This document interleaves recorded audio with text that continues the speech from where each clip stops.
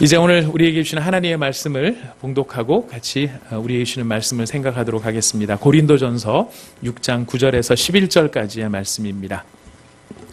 고린도전서 6장 9절에서 11절까지의 말씀입니다.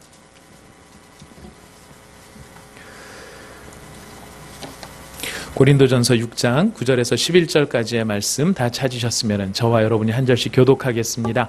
저희가 봉독하는 이 말씀은 지금도 살아계신 하나님의 말씀입니다. 이 말씀을 읽는 동안 말씀의 뜻이 우리에게 깨달아지기를 원합니다. 제가 먼저 9절을 읽습니다. 불의한 자가 하나님의 나라를 위협으로 받지 못할 줄을 알지 못하느냐. 미혹을 받지 말라. 음행하는 자나 우상 숭배하는 자나 간음하는 자나 탐색하는 자나 남색하는 자나 도적이나 탐욕을 부리는 자나 술 취하는 자나 모욕하는 자나 속여 빼앗는 자들은 하나님의 나라를 유업으로 받지 못하리라. 11절을 같이 읽습니다. 너희 중에 이와 같은 자들이 있더니 주 예수 그리스도의 이름과 우리 하나님의 성령 안에서 씻음과 거룩함과 의롭다 하심을 받았느니라. 아멘. 우리는 지난 시간에 하나님 예수님을 만난 나다나엘의 이야기를 살펴보았습니다.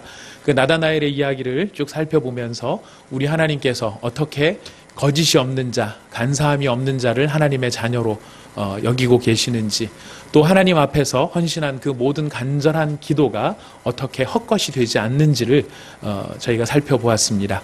그리고 예수 그리스도, 하늘과 땅을 이어주는 예수 그리스도 그 존귀하신 이름, 그 이름이 우리 안에 있을 때에 하늘과 땅을 연결해 주시는 예수님으로 말미암아 우리 안에는 하늘의 기쁨이 충만하게 되고 하늘의 영광이 풍성하게 되고 하늘의 생명이 우리 안에서 역사하게 된다는 것을 지난 시간에 살펴보았습니다.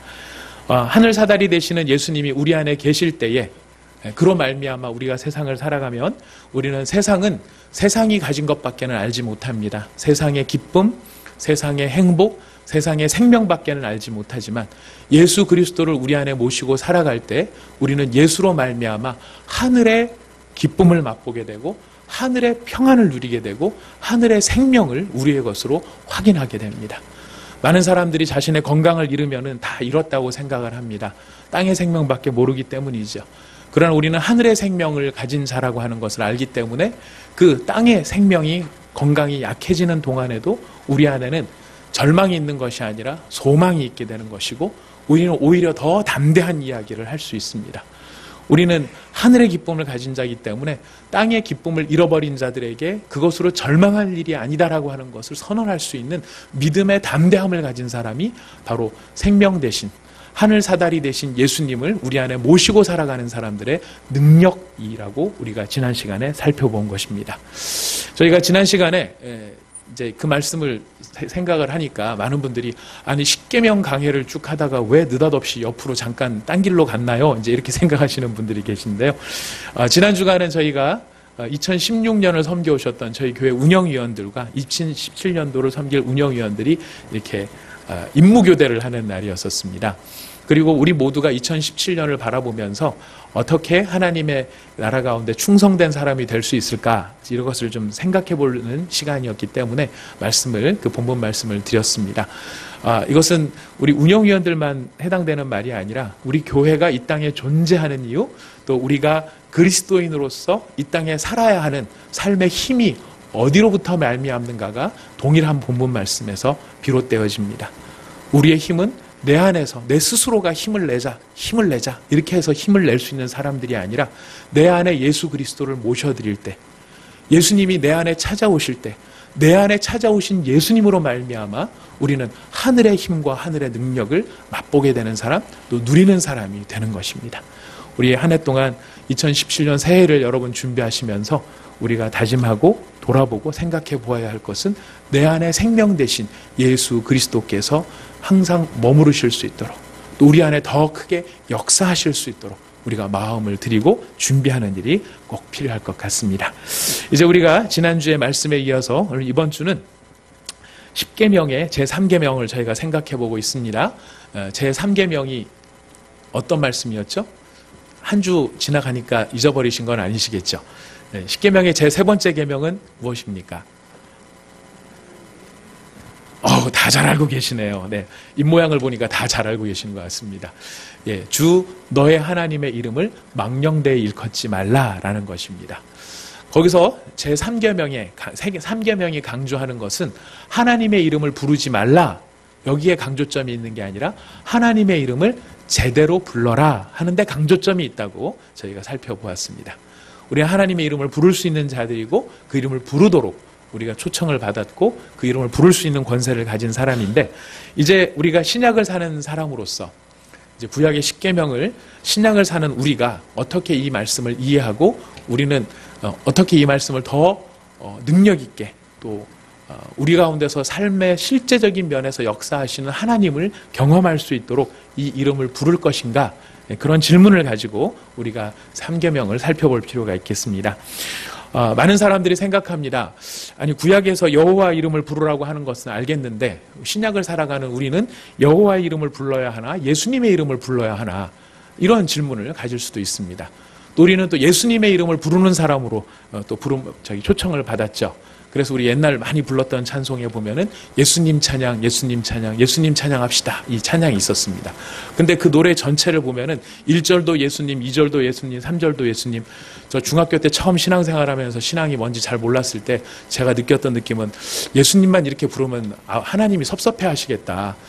성부 하나님이 참 섭섭해 하시겠다. 왜 자꾸 예수님만 부르고 하나님은 안 부르나? 이런 생각이 저한테 있었습니다. 자, 우리가 기도할 때는 누구에게 기도하는 것이죠? 예수님께 기도하는 것입니까? 성부 하나님께 기도하는 것입니까? 예, 정확히 잘 알고 계십니다. 근데 우리는 어떤 경우에 보다 보면은 성부 예수님께, 성자 예수님께 예수님 하면서 기도를 할 때가 있습니다. 그러나 정확하게 기도는 하나님 아버지께 기도를 하는 것이고요. 기도를 하는데 누구의 이름으로 기도를 하죠? 예수님의 이름으로 기도를 합니다. 그러니까 기도를 들으시는 분은 하나님 아버지이시지만은 그 들으신 기도를 응답하시는데 그 기도가 효력 있게 되어지는, 응답받는 기도가 되는 것은 바로 그 기도가 누구의 이름으로 드려지는 기도이기 때문에 그렇습니까? 예수님의 이름으로 드려지는 기도이기 때문에 그렇다는 것입니다. 기도가 응답되는 것은 우리가 착하게 살기 때문에, 우리가 선하기 때문에, 우리가 하나님 앞에 부족함이 없기 때문에 하나님께서 우리의 기도에 응답해 주시는 것이 아니라 그 기도가 예수님의 이름으로 드려지는 기도이기 때문에 응답을 받게 된다는 것입니다. 그래서 우리가 예수님의 이름을 부른다는 것은 사실 굉장히 중요한 의미가 있고요. 우리가 기도의 능력을 믿는다라고 한다면 우리가 그 기도가 왜 이루어지는지, 그 기도가 어떻게 응답받는지 바로 그 예수님의 이름으로 인하여 응답받는다는 사실을 우리가 마음속에 새기면서 기도하는 것이 필요합니다. 그래서 여러분들 어떤 때는 막 계속 기도하는 것이 힘들게 느껴질 때도 있어요. 뭘 기도해야 될지도 모르겠고 어떻게 기도해야 될지도 모르겠고 또 내가 하는 기도가 잘하는 기도인지도 모르겠는 그런 막연한 순간이 우리 가운데 있을 때라도 우리가 그 기도가 하나님 앞에 상달되는, 하나님이 들으시는, 하나님이 받으시는 기도가 된다는 것을 확신할 수 있는 이유가 어디에 있습니까? 바로 그 기도를 예수님의 이름으로 기도하기 때문에 우리는 그 기도조차도 하나님이 받으신다는 것을 확신할 수 있게 되는 것입니다. 우리가 주님 앞에 나가는 것은 우리의 공로가 아니라 예수의 공로를 의지하여 하나님 앞에 나갑니다. 그렇기 때문에 기도조차도 우리의 공로가 아니라 바로 예수의 이름으로 인하여 우리는 하나님 앞에 나아가 기도할 수 있는 존재가 되는 것이죠. 자, 바로 그런 면에서 예수의 이름을 부른다는 것은 우리에게 큰 정말 기쁨이 되어지는데요. 예수님의 이름이 이렇게 능력 있는 이름이 된 그 과정이 있습니다. 하나님께서 예수님의 이름을 아름다운 이름으로 삼으시고 그 이름으로 말미암아 기도 응답하시는 그런 복된 이름으로 삼으신 것에 대해서 성경은 이렇게 우리에게 그 과정을 이야기를 하고 있습니다. 예수님께서 어떻게 그런 존귀한 이름을 받으셨는가? 우리 성경을 한번 찾아보겠습니다. 히브리서 1장입니다. 히브리서 1장 1절에서 6절까지의 말씀입니다. 네, 히브리서 1장 1절에서 6절 같이 찾으셨으면 읽어보도록 하시겠습니다. 히브리서 1장 1절에서 6절까지 함께 읽겠습니다. 시작. 옛적에 선지자들을 통하여 여러 부분과 여러 모양으로 우리 조상들에게 말씀하신 하나님이 이 모든 날 마지막에는 아들을 통하여 우리에게 말씀하셨으니 이 아들을 만유의 상속자로 세우시고 또 그로 말미암아 모든 세계를 지으셨느니라. 이는 하나님의 영광의 광채시요 그 본체의 형상이시라. 그의 능력의 말씀으로 만물을 붙드시며 죄를 정결케 하는 일을 하시고 높은 곳에 계신 지극히 크신 이의 우편에 앉으셨느니라. 그가 천사보다 훨씬 뛰어남은 그들보다 더욱 아름다운 이름을 기업으로 얻으심이니 하나님께서 어느 때에 천사 중 누구에게 너는 내 아들이라 오늘 내가 너를 낳았다 하셨으며 또다시 나는 그에게 아버지가 되고 그는 내게 아들이 되리라 하셨느냐. 또 그가 맏아들을 이끌어 세상에 다시 들어갈 때에 하나님의 모든 천사들은 그에게 경배할지어다 말씀하시며 아멘. 다른 서신서들을 보면은 앞에 인사말이 나옵니다. 사도 바울은 아니면 베드로는 여러 교회에 있는 사도들에게 성도들에게 편지하노니 하나님의 은혜와 평강이 너희들에게 넘칠지어다. 이런 인사말이 있는데 히브리서는 그런 인사말조차도 나오지 않습니다. 히브리서는 그런 인사말 하나도 없지만 단도직입적으로 인사말도 생략한 채 무엇으로부터 시작하냐면은 예수님이 어떤 분인가라고 하는 것을 진술하는 것으로 시작합니다. 히브리서 기자는 예수님을 어떤 분이냐고 우리에게 알려주냐면은 예수님은 하나님의 본체의 형상이시고 아버지의 광채라고 이야기하십니다. 그리고 예수님은 만유, 모든 우주 만물의 상속자라고 이야기합니다. 여러분 읽으신 히브리서에 나온 다 이야기입니다. 그리고 예수님은 우리에게 말씀하시는 하나님이시고 예수님은 능력의 말씀으로 모든 만물을 붙들고 계시는 분이십니다. 예수님께서 만유의 상속자가 되셨다고 하는데 이 만유라고 하는 것은요 모든 우주 만물을 의미하는데 이 만유라고 했었을 때 이 우주 만물은 우리가 흔히 이야기하는 우주 만물 아니면 과학자들이나 뭐 학자들이 이야기하는 우주 만물 이런 것과는 좀 차원이 다릅니다. 우리가 흔히 우주 만물이라고 했었을 때는 사람이 느낄 수 있는 그 오감을 통해서 느낄 수 있는 그 세계를 우주 만물이라고 이야기합니다. 저 멀리 보이는 별은 잘 안 보이니까 망원경을 만들어서 현미경을 만들면 안 되죠. 망원경을 만들어서 저 멀리 있는 별빛을 땡겨다가 멀리 있는 것을 보고 저기 안 보이는 작은 세계는 현미경을 만들어가지고 안 보이는 세계를 봅니다. 그렇게 해서 내가 볼 수 있는 형태대로 만들어서 감각을 합니다. 근데 우리가 우주 만물이라고 했을 때는 그렇게 내가 느낄 수 있는 영역에 있는 것들이 우주 만물이라고 생각을 해요. 하지만 성경이 우주 만물이라고 말할 때는 우리가 경험할 수 있는 오감을 통해서 경험할 수 있는 세상 그것만이 우주 만물이 아니라 우리가 비록 그 존재를 느끼지 못하고 우리의 오감으로는 알 수 없지만 하나님 앞에서 존재하는 세상이 있습니다. 바로 영적인 세상이 있는 것이고 또 죽은 다음에 사후의 세상이 있습니다. 근데 지금 성경이 온 우주 만물이다 이렇게 이야기할 때는 바로 그렇게 우리 눈에 보이지 아니하는 모든 세상까지를 통칭하여서 우주요 만물이라고 이야기를 합니다. 하나님께서 창조하신 것은 눈에 보이는 이 세상만을 창조하신 것이 아니라 하나님은 바로 영을 창조하신 분이시고 모든 영적 존재까지도 창조하신 분이 우리 하나님이시기 때문에 그렇습니다. 그래서 예수님께서 우주 만물의 상속자가 되셨다라고 하는 것은 눈에 보이는 물리적인 현상이 통하는 그 세계뿐만 아니라 바로 그 영적인 세계의 주인이 예수님이 되셨다는 뜻입니다. 예수님께서 이 모든 세계의 주인이 되실 수 있었던 그 이유, 그것은 어디에 있느냐면 오늘 히브리서 기자는 이야기하기를 그가 무엇보다도 그가 더욱 아름다운 이름을 기업으로 받으셨기 때문이다 라고 이야기합니다. 더욱 아름다운 이름, 그 존귀한 이름을 물려받으셨기 때문에 기업으로 받았다는 건 상속받았다는 것이거든요. 상속을 받고 증여를 받았는데 예수님께서 그 아름다운 이름을 바로 상속을 받으셨다는 것입니다. 자, 그렇다면 예수님은 언제 이 아름다운 이름을 상속받으셨을까요? 언제 그 능력을 받게 되셨을까요? 지금 오늘 히브리서 기자는 우리한테 하나의 힌트를 주는데요. 여러분 읽으신 뒤에 본문 말씀에 보면 하나님께서 어느 때에 천사 중 누구에게 너는 내 아들이라 오늘 내가 너를 낳았다 하셨느냐라고 되는 대목이 있습니다. 이건 예수님께서 천사들보다 뛰어나신 것을, 탁월하신 존재라는 것을 알려줍니다. 근데 어떻게 탁월한 존재냐면 천사 중에 눈에 보이지 않은 영적 존재 그 누구에게도 하나님께서 내가 너를 낳았다라고 하는 표현을 하신 천사가 하나도 없습니다. 다만 누구에게 그 말씀을 하셨냐면 예수님에게만 너는 내 아들이라 오늘날 내가 너를 낳았다. 예수님한테만 내가 너를 낳았다라고 표현을 하십니다. 자, 이 말씀을 어떤 사람들은 오해를 합니다. 하나님께서 예수님을 낳았다고 하는 걸 보니까 그럼 예수님은 낳기 전에는 하나님이 예수님을 낳기 전에는 예수님이 안 계신 시절이 있었다는 얘기네? 라고 생각을 합니다. 잘 들으셔야 됩니다. 하나님께서 예수님을 낳게 되니까 하나님께서 예수님을 어떤 식으로 낳았는지에 대해서는 모릅니다. 여자가 아이를 출산하듯이 그렇게 낳은 것인지, 안 그러면 세포 가운데서 보면 이분법 해갖고 분열이 돼가지고 낳게 된 것인지, 여러분 그렇게 낳았다라는 표현이 없는 존재가 생겨났다는 뜻으로 낳았다는 의미는 아닙니다. 이 부분을 이렇게 오해하는 대표적인 사람들이 여호와 증인들이에요. 여호와 증인들은 성부 하나님만이 하나님이다라고 생각하는 사람들이거든요.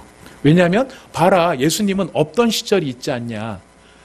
하나님이 하나님 되시려면 시작도 없고 끝도 없이 영원히 함께 존재를 하셔야 되는 분이신데, 성부 하나님은 그렇게 처음도 없고 끝도 없이 영원히 존재하는 하나님이지만은 성자 예수님은 바로 이렇게 하나님이 첫번 피조물로서 낳은 존재인 걸 보니까 그분은 시작이 있는 분이야. 그러니까 그분은 하나님이라고 하기보다는 뭔가 잘 만들어진 피조물 같은 존재, 탁월한 존재에 지나지 않아. 그래서 진정한 하나님은 성부 하나님밖에 없어. 여호와 하나님밖에 없어. 그래서 그 사람들은 자기를 누구의 증인이라고 얘기합니까? 성부 하나님인 여호와의 증인이라고 이야기합니다. 근데 거기에 비해서 우리는 누구의 증인입니까? 우리는 예수 그리스도의 증인이에요. 예수 그리스도의 증인인데 예수의 무엇을 증거하는 것입니까? 예수님이 부활하셨다라고 하는 그 사실을 증거하는 것입니다. 우리가 예수님의 증인으로 살고 예수님이 부활하신 증인, 예수님의 부활을 우리가 강조하는 이유는 그 부활이 갖는 의미가 너무나 크기 때문에 우리가 강조를 하는 것이거든요. 그러면 우리한테는 의문이 듭니다. 그렇다면 낳았다는 말이 무슨 뜻인가? 하나님께서 예수님을 낳았다니 그 낳았다는 것을 어떻게 표현하는 것인가? 왜 이런 표현을 하는 것인가? 많은 사람들이 예수님을 낳았다라고 이야기를 하면 이런 오해를 합니다. 아까처럼 없다가 생긴 존재라고도 생각을 하는 반면에 또 다른 표현으로는 예수님이 성탄절은 예수님이 처음 그 육신의 몸을 입고 오신 때죠. 바로 그 육신의 몸을 입고 오신 그때가 하나님이 예수님을 낳은 때다 생각을 합니다. 아닙니다. 예수님께서 처음 육신의 몸을 입고 오신 그때가 하나님이 예수님을 낳은 때가 아닙니다. 그때 예수님이 우주를 상속하신 게 아닙니다. 하나님께서 예수님을 낳았다라는 표현 가운데서는 바로 예수님을 온 우주 만물의 통치자로 세우셨다는 의미인데, 예수님께서 온 우주 만물의 통치자가 되신 것은 그때 마리아의 뱃속에서 태어날 때 되신 것이 아니라 바로 이때 되시는 것입니다. 사도행전 13장을 우리가 한번 찾아보겠습니다. 사도행전 13장 33절의 말씀입니다. 사도행전 13장 33절의 말씀 같이 읽어보도록 하겠습니다. 사도행전 13장 33절 함께 읽겠습니다. 시작. 곧 하나님이 예수를 일으키사 우리 자녀들에게 이 약속을 이루게 하셨다 함이라. 시편 둘째 편에 기록한 바와 같이 너는 내 아들이라 오늘 너를 낳았다. 네. 여러분 시편 13편 33절을 읽어보니까 지금 거기에 똑같이 히브리서와 같이 무슨 내용이 나옵니까? 너는 내 아들이라 오늘날 너를 낳았다라는 말씀이 나오죠. 근데 이 말씀이 무슨 의미인지 지금 그 위에서 어떻게 설명을 하고 있습니까? 곧 하나님이 예수를 일으키셨다라고 되어 있어요. 일으키셨다는 말이 무슨 뜻이죠? 어디에서 일으키신 걸까요? 죽음으로부터 일으키신 것입니다. 예수님을 죽음으로부터 일으키신 바로 그게 부활이죠. 하나님께서 예수님을 향하여 내가 너를 낳았다라고 말씀하시면서 낳은 너에게 모든 우주를 다스릴 수 있는 권세와 그 유산을 너에게 물려주겠다라고 하는 그 의미를 담은 너를 낳았다는 그 표현은 바로 예수님께서 죽음을 이기시고 그 죽음 가운데서 부활하신 그 부활하심의 순간이 예수님을 낳았다라고 하는 표현으로 해석되어지는 순간이라는 것입니다. 예수님께서 만유의 주가 되시고 모든 것에 권세를 가지신 분이 되신 것은 바로 이 부활하심으로 말미암아 부활로 말미암아 예수님께서는 만유의 주가 되신 것입니다. 우리 로마서 1장 2절에서 4절을 한번 또 찾아보도록 하겠습니다. 로마서 1장 2절에서 4절입니다. 여러분, 우리가 이 말씀들을 잘 이해하는 것이 굉장히 중요한 것이 왜 중요하냐면 우리가 예수님을 믿잖아요. 예수님을 믿는다는 게 뭘 믿는다는 것입니까? 그렇죠. 내용은 다 아는데 이런 거 질문 받으면 되게 곤란하죠. 다 아는데 다 아는 걸 뻔한 걸 물어보니까 마치 내가 모르는 것 같이 생각될 수도 있어요. 근데 어쩌면 진짜 모를 수도 있어요. 정확히 잘 모를 수도 있고 정보와 지식으로만 알고 있는지도 모릅니다. 우리의 믿음은요, 정보와 지식의 문제가 아니라 우리의 마음의 문제고 우리의 신념의 문제고 내 목숨을 걸고 그것을 증거해야 되는 우리의 삶의 문제인 것입니다. 우리가 예수님을 믿는다라고 했을 때 예수님의 무엇을 믿는가? 여러분, 이 믿음의 내용을 여러분들이 잘 생각하시고 여러분이 더 잘 이해하실 수 있기를 바라겠습니다. 우리 로마서 1장 2절에서 4절 같이 읽어봅니다. 시작. 이 복음은 하나님이 선지자들을 통하여 그의 아들에 관하여 성경에 미리 약속하신 것이라. 그의 아들에 관하여 말하면 육신으로는 다윗의 혈통에서 나셨고 성결의 영으로는 죽은 자들 가운데서 부활하사 능력으로 하나님의 아들로 선포되셨으니 곧 우리 주 예수 그리스도시라. 아멘. 자, 우리 주 그리스도 예수께서 하나님의 아들로 선포되신 것이 언제라고요? 죽은 자들 가운데서 부활하사 능력으로 하나님의 아들 되심이 선포되셨다는 거예요. 우리가 예수님을 믿었을 때 그 예수님이 내게 천국을 주시고 우리로 하여금 우리를 구원하시는 하나님이 되시는 거예요. 이 질문도 한번 안 드려볼 수가 없겠네요. 여러분, 구원을 받는데 여러분 무엇으로부터 구원받으시는 겁니까? 죄에서? 여러분 지금 자, 근본부터 다시 한번 해봅니다. 여러분 몰라서가 아니고요. 중요하기 때문에 다짐을 해보는 겁니다. 여러분 우리가 구원을 받는데 일단 이렇게 질문하면 안 되겠네요. 여러분 다 구원받으신 하나님의 백성 맞으십니까? 예. 대부분은 그러실 것이고 대부분은 어떤 분들은 내가 여기 나오고 싶어서 나온 게 아니고 일단 끌려 나왔기 때문에 빨리 끝내주세요. 끝내고 빨리 가야 돼요. 이런 마음으로 계신 분도 계실지 모르겠습니다. 아무튼 그런 분이라 할지라도 구원에 대해서 잘 들으시기 바랍니다. 내가 구원받은 사람인데 무엇으로부터 구원받았는가? 많은 사람들이 죄로부터 구원받았다고 생각하는데요. 아닙니다. 우리가 죄를 지었기 때문에 죄에 대한 형벌이 있습니다. 죄에 대한 형벌은 누가 내리시는 겁니까? 하나님 아버지께서 죄에 대해서 심판하시는 것입니다. 그래서 우리가 엄밀하게 말하면 우리는 무엇으로부터 구원받느냐면 하나님의 진노와 하나님의 형벌로부터 구원을 받게 되는 것입니다. 그 엄중한 심판, 하나님의 심판은 무시무시하거든요. 노아의 심판 때나 이스라엘 사람들이 멸망을 당할 때나 예루살렘이 포위에 갇혀서 적으로부터 포위되어져서 거기서 100만 명이 죽어나갑니다. 역사의 기록에 보면 그런 역사가 처절한 역사가 이어집니다. 그것이 무엇으로부터 말미암았는가? 정치로부터 말미암은 것이 아니라 성경은 이야기합니다. 하나님의 심판이라고 이야기합니다. 하나님 우리를 향해 오래 참으시는 그 하나님이시기 때문에 우리는 하나님을 생각할 때 동네 옆집 아저씨나 할아버지 이런 분으로 생각하시면 안 됩니다. 그분은 지금도 살아계시고 우리를 바라보고 계시고 우리의 모든 행위와 말들을 다 보고 계신 하나님이십니다. 그리고 그 가운데 있는 모든 죄에 대하여 심판하시지 아니하시면 아니면 안 되시는 엄중하신 공의의 하나님이십니다. 요즘 우리의 상황을 놓고 보면 두려움이 생겨요. 우리의 모든 상황들을 놓고 보면 두려움이 생기는 게 뭐냐면 하나님이 공의의 하나님이시기 때문에 A라는 사람의 죄가 죄라고 이야기하시는 하나님이시라면 B라고 하는 사람의 죄도 죄라고 말씀하셔야 공의의 하나님이세요. 하나님이 어떤 사람은 A의 죄는 죄라고 하고 어떤 B의 죄는 죄라고 안 하고 그렇게 하시지 않는 하나님이시거든요. 그런 공의의 하나님이시라면 지금 우리 앞에 드러나서 모든 사람들의 저항을 받고 손가락질을 받고 멸시를 당하고 모멸을 당하는 그 일이 사실 누구의 일이라고 하는 것을 우리에게 알려주시는 것입니까? 우리의 감추인 죄가 드러났을 때 우리가 받아야 되는 모든 모멸과 멸시와 죄에 대한 대가가 무엇인지를 보여주는 것이 우리 앞에 펼쳐진 상황들인 것입니다. 여러분, 하나님 앞에 죄를 죄가 아니다라고 말하지 않는 게 중요한 게 아니고 죄가 죄라고 말하는 것이 중요합니다. 그러나 그 죄가 죄라고 말할 수 있는 사람은 우리의 마음속에 무엇을 깨달아야 되느냐면 바로 이것이 내 모습이 되겠구나. 하나님 앞에서 하나님이 보시는 죄의 무서움이 바로 이렇게 심각한 것이구나. 예수님이 말씀하십니다. 이 죄가 얼마나 심각한지 네 오른 눈이 범죄하면 네 눈을 빼버리고 네 오른손이 범죄하면 네 눈을 잘라버려라. 오른손이 범죄했는데 눈을 자르면 안 되죠. 오른손이 범죄하면 그 손을 잘라버려라 이야기하십니다. 그 무슨 뜻입니까?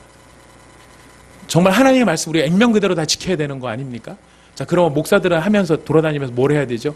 당신 어제 인터넷 하면서 이상한 거 보더라 눈 빼고, 당신 뭐 회사에서 뭐 접대 나간다 그러면서 이상한 데 가더라 다리 자르고, 이게 목사의 일이 돼야 될 텐데 아무도 그렇게 안 합니다. 무슨 뜻입니까? 왜 그렇게 안 하죠? 지금 거기서 말하려고 하는 것은 진짜 눈을 빼라 손을 잘라라 이 뜻이 아니라 죄를 짓는다는 것이 얼마나 두렵고 무서운 일인 줄 아느냐를 물어보시는 거예요. 우리가 흔히 쉽게 생각하는 죄의 문제에 대하여 성경은 엄밀하고 엄중하게 이야기를 합니다. 네 몸이 온전한 채로 지옥불에 들어가는 것보다 네가 차라리 불구로 할지라도 천국에 들어가는 것이 얼마나 중요한지를 이야기하는 것이죠. 바로 이렇게 죄는 무서운 것입니다. 죄가 무서운 이유는 거기에 심판이 따르게 됩니다. 심판이 따르기 때문에 그런 것입니다. 우리가 구원을 받는다. 무엇으로부터 구원을 받는다는 것인지 여러분 이제 분명히 이해하셔야 됩니다. 무엇으로부터 받는 구원입니까? 하나님의 진노와 심판으로부터 구원받는 거예요. 무엇을 통하여? 예수 그리스도의 십자가의 그 보혈과 부활하심을 통하여 우리가 구원을 받게 된다는 거예요.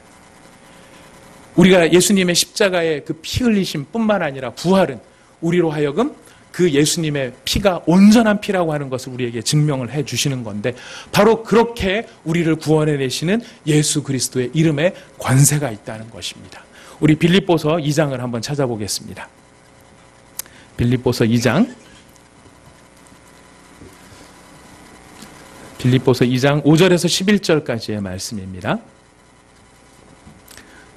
빌립보서 2장 5절에서 11절까지의 말씀 다 찾으셨으면 우리 한 목소리로 같이 읽어보겠습니다. 시작. 너희 안에 이 마음을 하나님의 본체시나 하나님과 동등됨을 취할 것으로 여기지 아니하시고 오히려 자기를 비워 종의 형체를 가지사 사람들과 같이 되셨고 사람의 모양으로 나타나사 자기를 낮추시고 죽기까지 복종하셨으니 곧 십자가에 죽으심이라. 이러므로 하나님이 그를 지극히 높여 모든 이름 위에 뛰어난 이름을 주사 하늘에 있는 자들과 땅에 있는 자들과 땅 아래에 있는 자들로 모든 무릎을 꿇게 하시고 모든 입으로 예수 그리스도를 주라 시인하여 하나님 아버지께 영광을 돌리게 하셨느니라. 아멘. 우리 하나님께서 예수님의 십자가의 죽음을 통하여 그가 죽기까지 순종하신 것을 통하여 하나님이 그를 지극히 높이십니다. 부활의 능력으로 그를 살리십니다. 그리고 살아나신 그에게 모든 이름 위에 뛰어난 이름을 주셔서, 자, 여기에 나오는 바로 3세계가 있는 거예요. 하늘에 있는 자들과 땅에 있는 자들과 땅 아래에 있는 자들. 하늘에 있는 자들은 무엇입니까? 천사들이라고 하고요. 땅에 있는 자들은 누굽니까? 우리들이라고 하고요. 땅 아래에 있는 자들은 그럼 누구입니까? 죽은 자들, 잠자는 자들. 자, 우리가 죽으면 하늘로 올라가나요? 땅으로 내려가나요? 안 가봐서 모르시는 거죠. 가봐야 아는 세계인가요? 자, 우리 성경에서 우리에게 가르칩니다. 하나님을 믿는, 예수님을 믿는 우리들은 죽으면 우리의 몸은 왔던 흙으로 돌아갑니다. 왔던 데 반납을 합니다. 영은, 예수 그리스도를 믿는 영은 예수 그리스도의 품에 안겨서 언제까지 기다립니까? 예수 그리스도의 재림의 날까지 낙원에서 기다리게 됩니다. 예수를 믿지 아니하는 자들은 그 죽는 즉시에 음부로 내려가게 됩니다. 거기에서 영원한 심판을 기다리면서 벌을 받게 되어지는 것이 우리 사후의 세계에 대해서 성경이 말씀하는 바인 것입니다. 그래서 여러분, 우리는 한번 태어나면 영원히 다 살아요. 영생을 이야기하는데 영생이 영원히 사는 것이라고 오해를 합니다. 영생은 영원히 사는 게 영생이 아닙니다. 태어난 이상 누구나 다 영원히 삽니다. 문제는 뭐냐면 어디에서 영원히 사느냐가 문제인 것이죠. 시원한 데서 영원히 사실 건지 뜨거운 곳에서 영원히 사실 건지 그게 다른 것이지 영원히 사는 것이에요. 우리에게는 영생이 약속되어 있는데 태어난 이상 존재의 소멸은 없습니다. 진짜 중요한 영생이라는 것은 우리가 하나님과의 관계가 회복이 되고 바로 끊어졌던 하나님과의 관계가 회복이 되어서 하나님의 자녀가 되는 것인데 그 모든 일들이 누구의 이름으로 말미암아 되는 일입니까? 바로 예수 그리스도의 이름으로 말미암아 되는 일이라는 것이. 그래서 우리가 착하게 사는 것, 선하게 사는 것, 좋은 이야기하고 죄 안 짓는 것이 중요한 것이 아니라 누구의 이름을 믿는 것입니까? 예수의 이름을 믿어야 하는 것이에요. 그 이름이 가지고 있는 권세가 무엇인지를 알고 그 이름을 신뢰하고 그 이름을 의지하는 것이 바로 예수를 믿는다는 말이에요. 오늘 우리가 읽은 고린도후서의 전서의 본문 말씀은 이렇게 이야기를 합니다. 불의한 자가 하나님의 나라를 유업으로 받지 못할 줄을 알지 못하느냐? 미혹을 받지 말라. 음행하는 자나 우상 숭배하는 자나 간음하는 자나 탐색하는 자나 남색하는 자나 도적이나 탐욕을 부리는 자나 술 취하는 자나 모욕하는 자나 속여 빼앗는 자들은 하나님의 유업을 받지 못한다. 죄를 지은 자는 결코 천국에 들어가지 못한다. 자, 그런데 중요한 건 무엇입니까? 11절 말씀입니다. 너희 중에 이와 같은 자들이 있었던 거예요? 그런 사람들이 있었던 거예요? 그런데 그런 사람들이 어떻게 됩니까? 주 예수 그리스도의 이름과 우리 하나님의 성령 안에서 씻음과 거룩함과 의롭다 하심을 받게 된다는 거예요. 우리가 지금 하나님 앞에서 씻음이 되어지고 모든 죄가 씻겨지고 우리 하나님 앞에 거룩한 사람이 되고 하나님 앞에서 의롭게 되어진 사람이라는 것이 무엇으로 말미암는다고 성경은 이야기합니까? 주 예수 그리스도의 이름과 우리 하나님의 성령 안에서 이런 일이 일어난다라는 것이. 우리가 예수를 믿는 것은 내가 예수님이라는 사람을 보고 그 사람의 살아간 모습을 보고 사랑하자, 착하게 살자.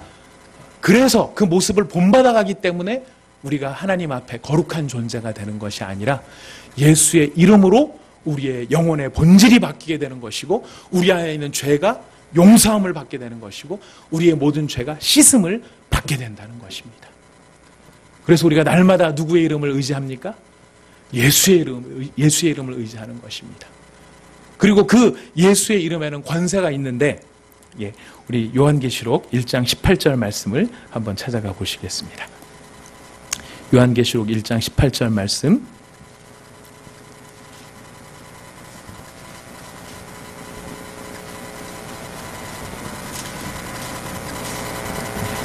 요한계시록 1장 18절 같이 읽어보겠습니다. 시작. 곧 살아있는 자라 내가 전에 죽었었노라 볼지어다 이제부터 살아있어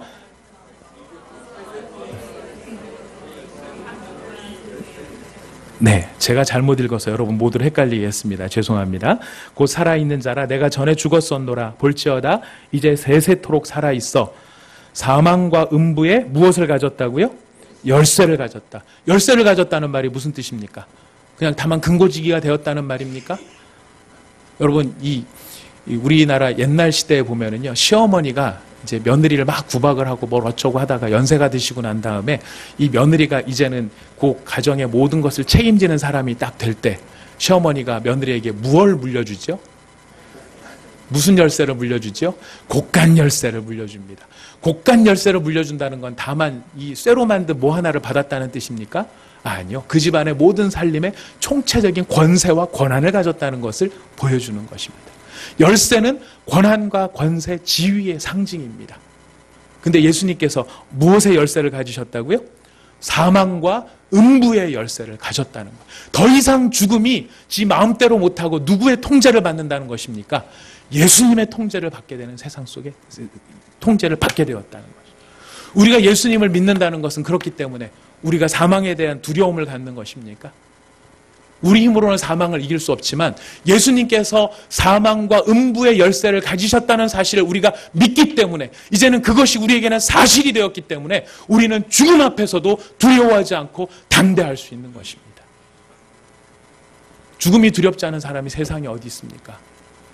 죽음 이후의 세상에 대해서 우리가 갔다 온 사람이 없는데 죽음 앞에서 진짜 담대할 수 있는 사람이 누가 있습니까? 우리는 다 두려워하고 떨 수밖에 없지만 두려움과 떨림 속에서라도 그 죽음을 이기고 나가고 그 죽음 앞에서도 예수님을 부인하지 않을 수 있는 힘이 생기는 것은 바로 그 예수님이 사망과 음부의 권세를 가지시고 열쇠를 가지신 분이라는 것을 우리가 깨달아 믿게 되었다는 것입니다. 우리 말씀을 준비하면서 여러분을 향한 기도의 소원이 있었습니다. 하나님, 우리가 믿는 믿음의 내용이 도대체 어떤 내용인지 우리가 좀 잘 알고 제대로 믿게 해주십시오 라는 기도의 제목이 있었습니다. 왜냐하면 우리가 갖고 있는 권세가 너무나도 놀라운 권세인데 우리는 그 권세가 뭔지를 이해도 못하고 알지도 못하고 그걸 누리지도 못하고 살아간다는 거예요. 아마 기억나실 겁니다. 예전에 제가 설교를 하면서 스펄전 목사님의 그 이야기를 잠깐 해드린 적이 있었어요. 스펄전 목사님이라고 영국의 유명한 목사님이 계세요. 그 목사님이 신방을 가셨어요. 어떤 환자분이 있었는데 너무 죽을 때가 다 돼가지고 신방을 가서 보니까 아주 학고방 같은 방에다가 판자촌 같은 방에다가 저 겨울인데 추워서 막 덜덜 떨고 있는 그런 이 어려운 자리에 누워있는 웬 여자분이 있으신 거예요. 그래서 그분을 신방을 하고 일어나려고 하는데 딱 보니까 액자가 하나 걸려 있더래요. 그래서 그 액자가 뭔가를 가만히 읽어보니까 이게 하나의 그 상속서, 이게 유언장 같은 그런 게 걸려 있더랍니다. 그래서 이 여자한테 물어본 거예요. 이게 당신 거냐고. 그랬더니 내가 오래전에 모셨던 그 귀족 부인이 있었는데 그 귀족 부인이 13년 전에 돌아가시면서 자기한테 선물로 주고, 액자를 선물로 주고 가신 거예요. 근데 문제는 이 여자가 글을 못 읽은 거예요. 글을 못 읽다 보니까 이 액자가 뭔지를 몰랐던 거예요.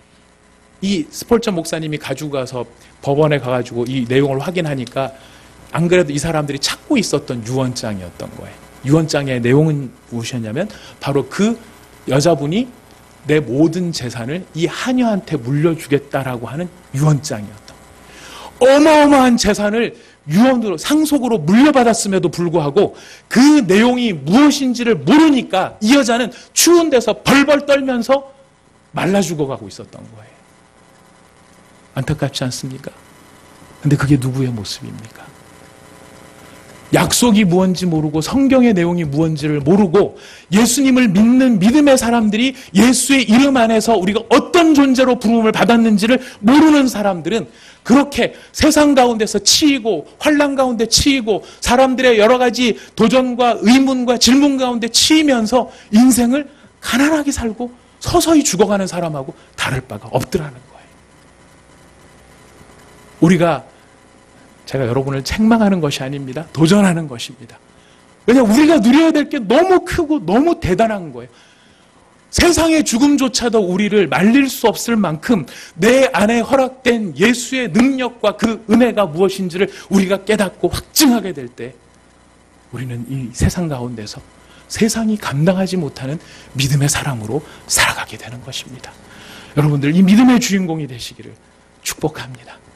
예수님의 이름이 여러분 마음속에 깨달아지기를 축복합니다. 그리고 더 잘 깨달으실 수 있기를, 그것이 내 것이라고 하는 사실을 여러분이 누리실 수 있는 분들이 되시기를 바라겠습니다.